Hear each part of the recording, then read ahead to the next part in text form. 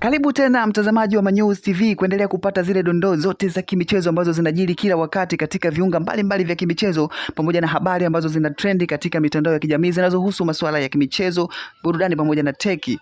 Bwana, hii leo habari kubwa ambayo inaendelea kushika headlines katika vyombo mbalimbali vikiwemo vya kimichezo nchini Tanzania ni juu ya mchezaji wa klabu ya soka ya Young African Sports Club Pacome Zouzoua ambaye kwa sasa yupo hospitalini katika hospitali ya Aga Khan jijini Dar es Salaam.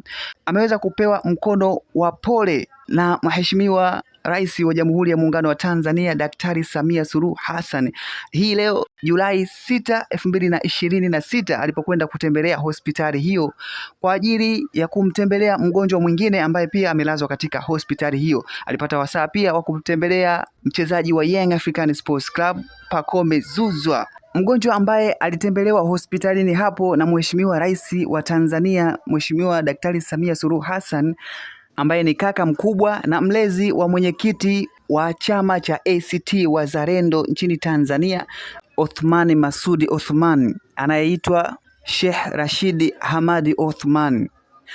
Alipata pia wasaa wa kutembelea wodi aliolazwa Pacome Zouzoua katika hospitali hiyo ya Aga Khan. Aliweza kumpa mkono wa pole na kumjulia hali kutokana na majeraha yake ambayo yamempeleka hospitalini hapo. Tunakumbuka tu Pacome Zouzoua tayari ameshafanywa operation wa tatizo lake hilo la mguu baada ya kuchezewa rafu mbaya, na anatarajiwa kukaa hospitalini kwa takribani miezi 6 ili hali ya mguu wake pamoja na afya yake kwa ujumla irudi katika hali yake ya kawaida, na ndipo anaweza akaendelea na mazoezi pamoja na kurudi uwanjani endapo mguu utakaa sawa.